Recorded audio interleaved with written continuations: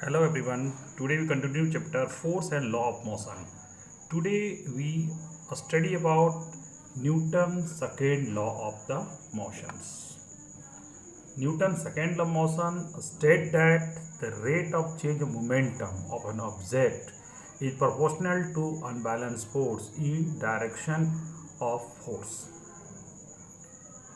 मतलब change of momentum. First of all, you know about what is momentum. Momentum is equal to mass and velocity. Product of the mass and velocity is called momentum.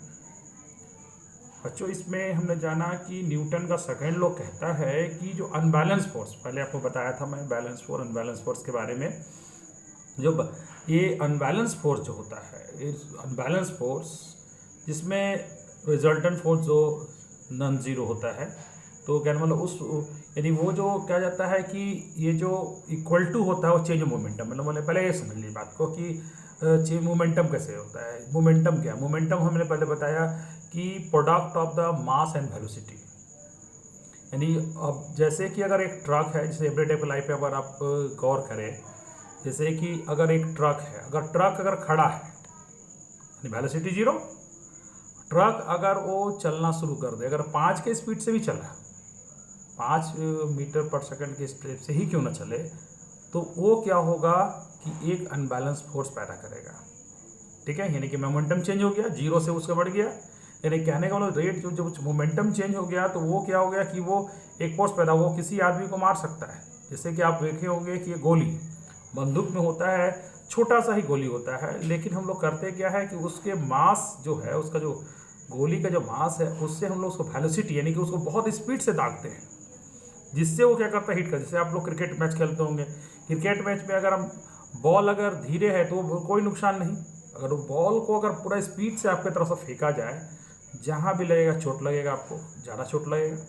यानी कहने का मतलब वो जो आपको जो force पैदा हुआ, वो अनबैलेंस फोर्स जो पैदा हुआ, ठीक है, वो किसके प्रोपोर्शनल होगा, वो चेंज मोमेंटम। यानी कहने का मतलब उसका यानी कि पहले जो उसका मास और इसका मास और वेलोसिटी इनिशियल और फाइनल दोनों को अगर हम लोग घटा देंगे, और जो उसको फिर उसको जो टाइमिंग जो टेट उसको टाइमिंग से अगर हम लोग डिवाइड कर दें तो उसका रेट निकल जाएगा, रेट ऑफ चेंज मोमेंटम, वो उसके इक्वल टू होगा। यानी कहने का मतलब second law state that the rate of change momentum of an object is proportional to applied unbalanced force in direction of force।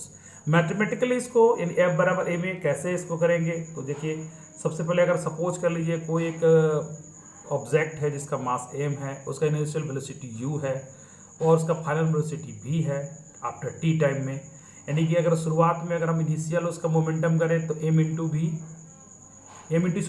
You, और उसका जो फाइनल करें तो हो जाए एम इंटू भी। ठीक है, यानी कि अगर पहले वाले को मोमेंटम P1 माने और दूसरा मोमेंटम P2 माने, तो चेंज मोमेंटम क्या होगा, P2 माइनस P1 हमने बताया चेंज मोमेंटम। और रेट ऑफ चेंज होगी जब हम लोग बात करेंगे तो उसको टाइम जितना लगा उसे डिवाइड कर देंगे। तो न्यूटन का सेकेंड लॉ कहता है कि the unbalance force is proportional to change of momentum, यानी कि जितना मोमेंटम चेंज हुआ उसका, तो ये हो गया प्रोपोर्शनल, यानी जितना मोमेंटम चेंज उतना फोर्स, अनबैलेंस फोर्स। ठीक है, तो आप इसके लिए एक प्रोपोर्शनल कांस्टेंट, जैसे कि कहने का मतलब आप पढ़े होंगे डायरेक्ट वेरिएशन इनडायरेक्ट वेरिएशन, दोनों का एक रेशियो आता है, एक कांस्टेंट हमेशा आता रहता है।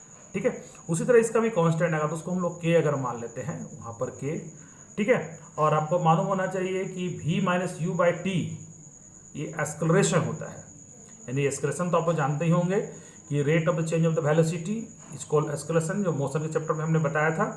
ठीक है, तो ये हो जाएगा उसके यानी कि उसके जगह यानी कि ये जो v minus you by T की जगह हम उसको ए कर सकते हैं। ठीक है, उसको हम लोग ए कर सकते हैं, यहाँ पर देखिए यहाँ पर। ठीक है, उसको कर सकते हैं, यानी कहने वाले ये, तो उसको अगर हम लोग अगर सपोज दैट सारा कुछ अगर 1 kg मास को 1 kg ले लें और उसका एस्केलेशन को 1 मीटर पर सेकंड स्क्वायर करें तो के का वैल्यू 1 आएगा। यानी दैट मीन्स के का वैल्यू जो 1 हो गया, यानी कि ए बराबर एम इंटू ए, यानी ए बराबर एम इंटू ए।